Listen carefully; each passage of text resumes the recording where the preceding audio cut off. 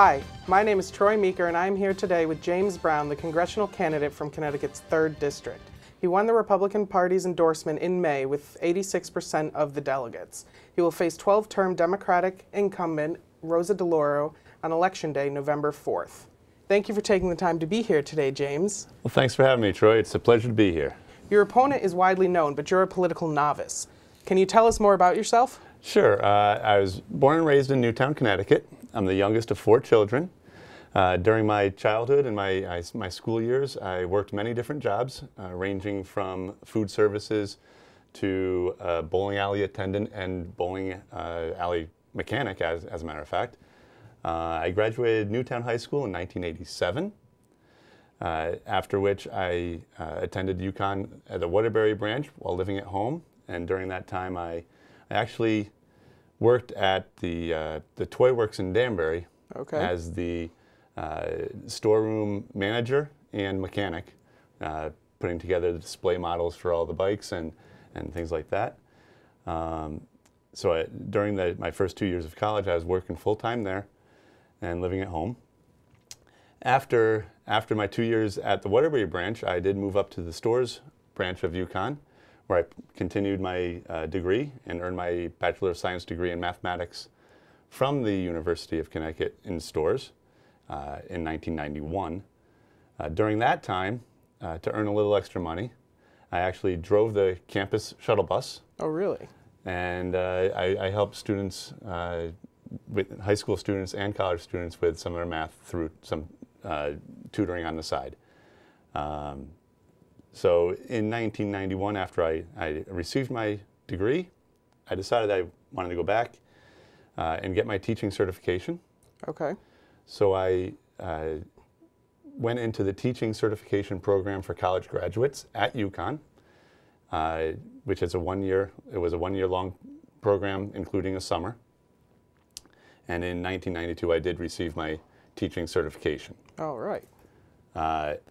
At that time, the economy wasn't great in Connecticut. We were going through a little bit of a recession. There wasn't a lot of turnover in the teaching field at the time. So I sent my resume out throughout Connecticut and throughout the nation. Oh, wow. Because there were 2 kind of options that people were taking at the time. It was either you got lucky and you got a job in Connecticut as a teacher. Very few people were getting those. Or you became a long-term sub. Oh, okay. And you got your foot in the door and hoped. And waited for a position to open up.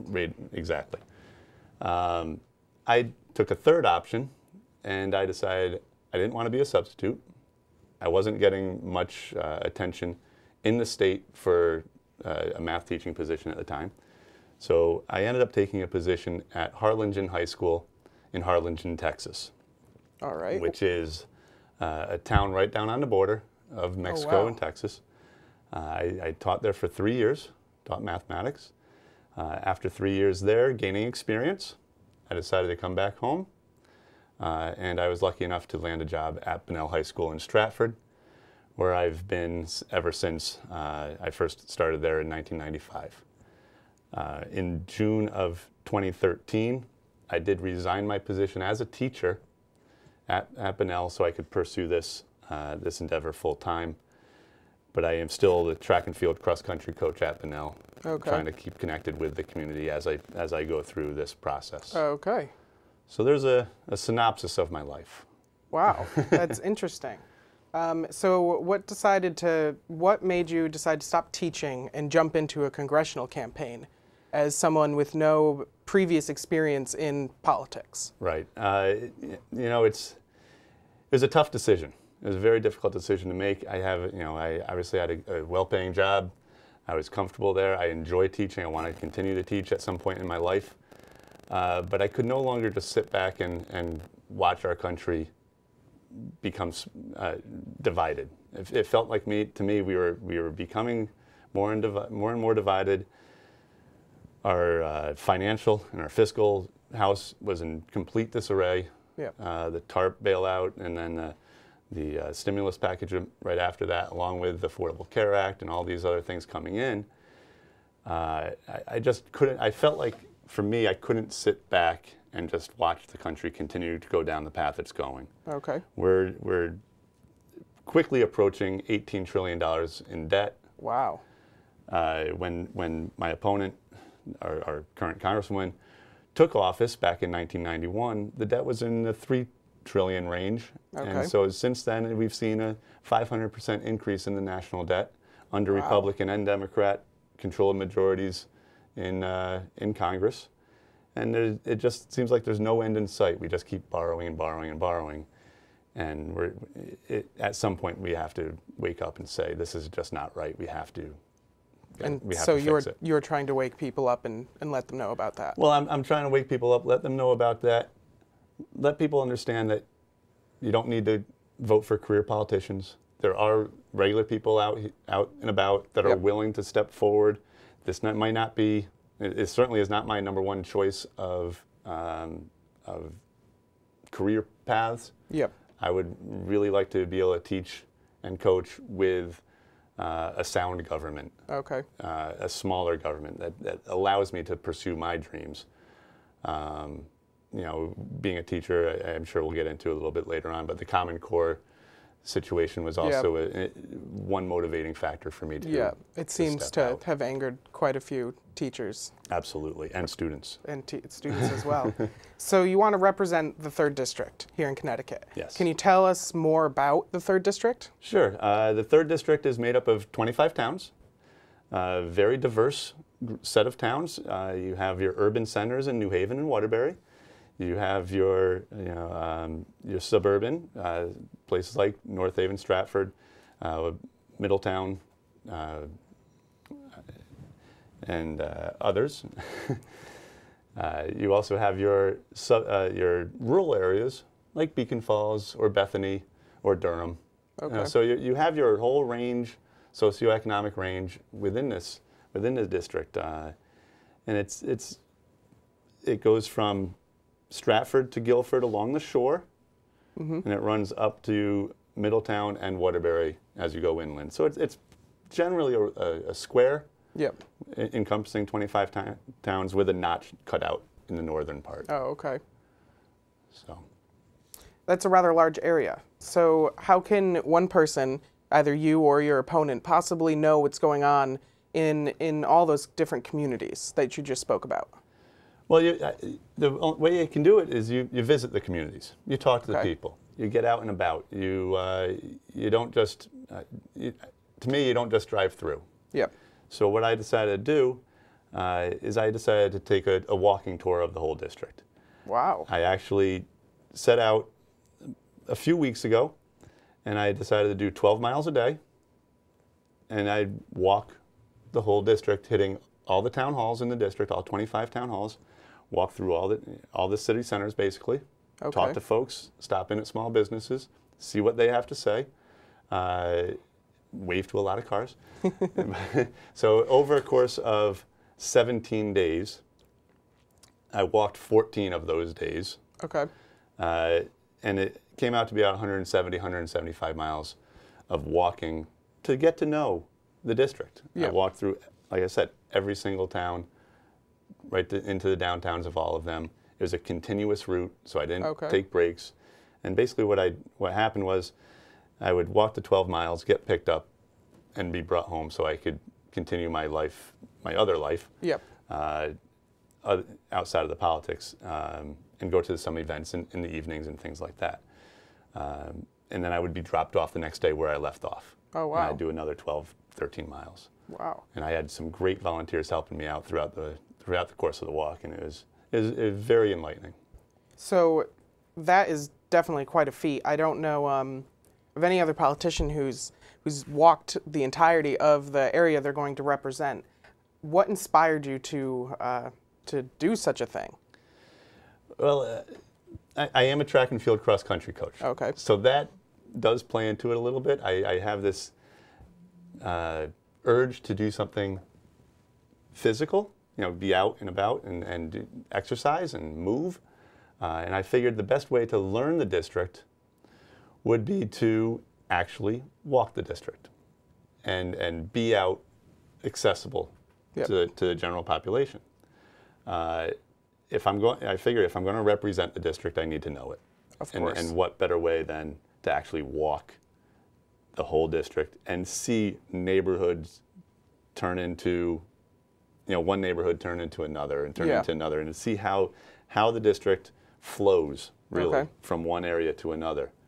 And it is quite amazing as you walk through and you find these small little shops or ice cream places that I may not have noticed driving. Of course. You would go by them so fast that you just didn't even notice. It was wonderful. It really was a great experience, and I'm glad I did it. But the motivating factor really was to get to know the people. Wow. So in a moment, after this next question, we are going to cut to an ad that your campaign has produced titled Priorities. But first, I'd like to ask you what you learned on this town-to-town tour that you took. Well, what I learned is that people are frustrated. Yeah. I met with business owners, met with people out just gardening in their yards or sitting out having a soda in their yards, enjoying it was beautiful weather when I was walking. It was amazing. And I met with the elected officials. Okay. So talking to all the people, they're frustrated. They're frustrated with what's going on in D.C. They're frustrated with with our Congresswoman not looking out for the best interests of the small businesses, of the entrepreneurs that are trying to build a life within the community. Yeah.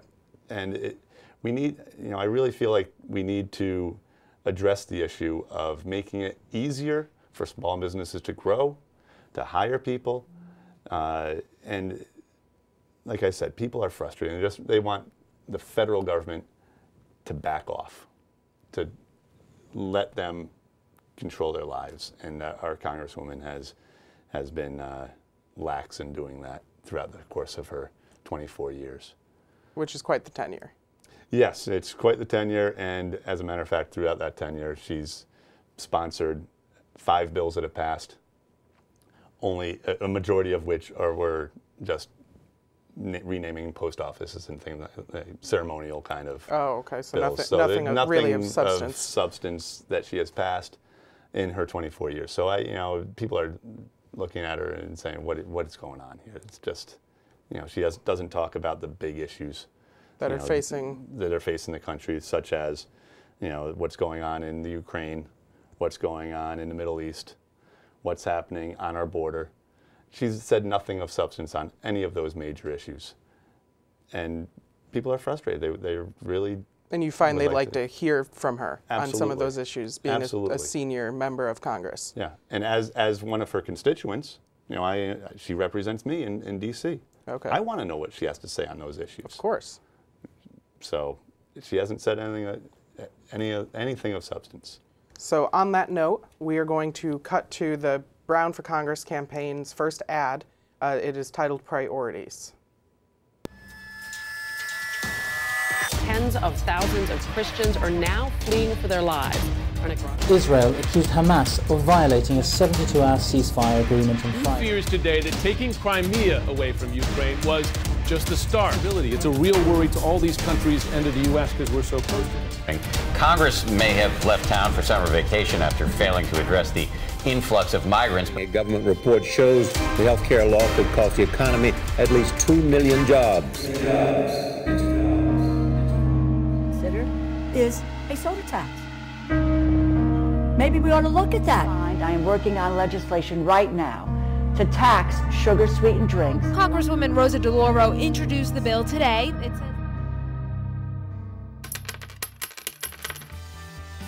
I'm James Brown, and I'm running for Congress because Connecticut and our country deserve representatives who have their priorities straight. As your congressman, I'll put the well-being of our country and state above party politics. I'll work to decrease your financial burdens while increasing your opportunities. Let's work together to solve this nation's biggest problems. I'm James Brown, and I approve this message. So what I get from that ad is that you don't believe Ms. DeLauro has her priorities straight. She's worried about the wrong things. How do your political beliefs differ from hers? Well, see, our Congresswoman right now seems to believe that government can solve almost anybody's problems. Okay. I believe the American people, the local communities, and the American population as a whole can solve the problems a whole lot better than the folks in D.C. That's the way that our founding was set up, was local control. Federal government was designed to take care of the big things that local people could not deal with, couldn't take care of, like national defense would be the most obvious function for the federal government. I think we've gotten away from what the founding was designed for, the Constitution, and into really the minutia of day-to-day life coming from Washington, D.C., which we just shouldn't be dealing with. So the difference between the two of us, in a nutshell, I'm small federal government, strong. She's for big federal government, overspending, the tax and spend kind of policies. So there's your basic. That is it difference. boiled down That's for us. boiled down right to the core. And obviously, everything's a lot more nuanced than that. But sure, if in a couple words, that's how you would put it. How would you get through all the partisan rancor that has absolutely overtaken Washington, D.C. in the past 2 decades? Well, the number one thing I think we need to do is we need to start talking to each other and respecting each other. Stop the name calling. Stop the blaming. Stop worrying about who got us to the point where we're at. We're at a point. We all want to move to a point that is more prosperous, safer, certainly, and freer. Yes. It doesn't matter how we got here. So you're not interested in blaming people, bringing things up from the past, At this point, it doesn't matter. I have my beliefs on how we got here, and I think everyone should study the history and see, what worked and what didn't work, and decide for themselves. But the fact of the matter is, we are here. We are almost $18 trillion in debt. Yep. We have an issue on the border. We have things, major problems going on with immigration. With the Middle East. Yep. We have big problems going on in the Ukraine. Our schools are not functioning the way they should. And I'm not blaming any specific people. I was a teacher. The teachers are fantastic. Yep. I've never, never would fault the teachers for what's going on in the schools, because I know they're doing everything they can. It's the system that's not working. So you think Washington is got their hand in the teachers? They're preventing the teachers from teaching the way they'd like to run their classroom. I think not just Washington, but in many cases the state government as well. But the state government has that authority. Washington does not. All right. So as a teacher, teachers are the ones teaching the next generation of America. They're the ones fostering the people who are going to inherit the country as we leave it. So as a teacher, what issues concern you in America talking about education? Well, I am 100% for the best education for our youth. That does not mean I have a specific plan. From teaching for 21 years, I understand the best people to make the decisions for the education of the children are those closest to the children, whether that's their parents, their teachers, their administrators. Those are the people that know best what's going on in those classrooms and would be best to teach those children. Not micromanagement from Washington, D.C. With this Common Core issue, irregardless if it's a good program or a bad program, the federal government uses grant money to coerce states into adopting Common Core through Race to the Top program. That's wrong. Okay. If the Common Core program is a good program, states will adopt it without being coerced. Oh, okay. They don't need the federal government withholding grant money because a state disagrees with that particular program. So I propose to eliminate the coerciveness at the federal level in order to attain those grant monies. Okay. So they should not be tied to federal education programs. Okay. So there's an example of what I would do with that. So you're fine with the feds wanting to give grant money to our local schools. You just dislike how they are currently going about doing it. Right. They're tying it to their program. Okay. Which I certainly don't think is the way to go about it. I know Common Core is very polarizing, but there's also been a polarization of the Republican Party. And there's lots of articles out there talking about, that there's a civil war and that there are different factions, and they give them all labels. And I was just wondering, where do you find yourself, how do you identify within the Republican Party? Well, I don't like labels. Okay. I think it groups people. And here's my label, James Brown. That's who I am. Simple enough. I think differently than you. Of course. You think differently than me. Sure, we think the same on certain issues, but we're going to think differently on other issues. Oh, okay. So when you put people in groups, you start to divide. Yeah.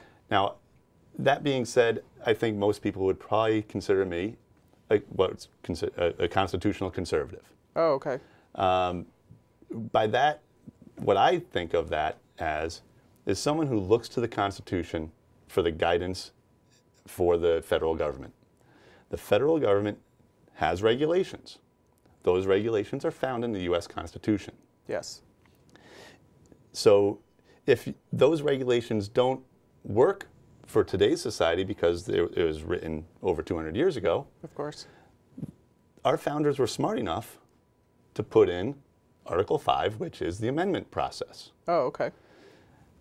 We have every right as citizens of this nation to amend our Constitution. We can repeal things if we don't like them. We can put things in if we think that they're necessary. What I don't like is people trying to go around the Constitution because they can't get a large enough coalition to buy into their particular amendment that they would like, their change. It's not easy to change the Constitution. Yeah. And it wasn't designed to be easy to change the Constitution because you're trying to bring people together, not divide. With the 18th Amendment, which would be the prohibition, there is enough people willing to go on record to try to prohibit sale of alcohol.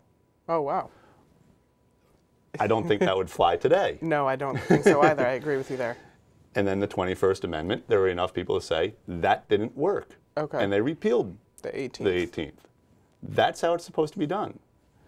You don't like something, you build a coalition to try to get it repealed from the Constitution. It can be anything that's in the Constitution. Yep. If you think it's missing something, you build a coalition and put it in as an amendment. That's the way it was designed, not to go around the Constitution. The Constitution was set as our rudder, and it steers the ship of state. Once you start moving away from it, we're a ship lost at sea. So, speaking of not following our constitutional processes, the Obama administration has been signing executive orders to arbitrarily and unilaterally change parts of the Patient Protection and Affordable Care Act. Had you been in Congress in 2010, would you have voted? How would you have voted on the Affordable Care Act? I would have voted nay on the Affordable Care Act. I don't think it solved the problem it was intended to solve, and it was a huge overreach of the federal government. Nowhere in the Constitution, if we go to the Constitution, does it say anything about the federal government taking care of people's health. The health care issue needed to be addressed. There are absolutely problems within the healthcare system. Okay. There are other ways to go about it. I think we should have looked at other ways. For instance, I think we need to look at tort reform, which most, if not all, industrialized nations have some form of tort reform, which is where the loser pays. Yep. So if you bring a lawsuit to court the loser would pay if it's a frivolous lawsuit, the plaintiff. We also should look at allowing insurance companies to sell across state lines. We should look at some unique ideas. I heard one coming out of New Jersey, where if a doctor volunteered a certain number of hours at a free clinic, that the state would pick up the malpractice insurance fee. Okay. It didn't get through their state house, but it was an interesting idea. If that would happen, then you'd increase the amount of doctors in free care clinics taking care of the poor. You would decrease the amount of people going to the emergency rooms, and you would decrease the cost for a regular person going to that physician's regular hours, because they wouldn't have the burden of the massive malpractice insurance cost. Okay. I don't know how feasible it is. I haven't seen the numbers, but it's a really neat idea Yes, that certainly. I think we should look into. Okay. So we are running short on time, so I'd like to just ask where you stand on the Second Amendment. Oh, the Second Amendment, I am absolutely 100% pro-Second Amendment. I don't believe it's anybody's business to tell me how I should be able to defend myself, my family, or my neighbors if a threat is imminent. There are some limitation. I don't think people should have access to fully automatic weapons and things of that nature, but very, very few, nobody's had access to fully automatic weapons in many, many years. But understand that there is a responsibility if you choose to be armed. You take on a tremendous responsibility because you are responsible for whatever happens through that. So we are coming to the end of our time here, and I'd like to thank you for taking the time to come out here and speak with me. And I'm just wondering if there's somewhere viewers can go to find out more about your campaign and find out more about how they can help. Sure. If people want to know about my issues, you can go to jamesbrownforcongress.com. That has all my platform laid out. You can go to Facebook. That's James Brown for Congress. Or you can go to the Twitter page. It's jbrown4Congress, and you can see it on the screen there. I'd love to have people come out and join and see what we can do.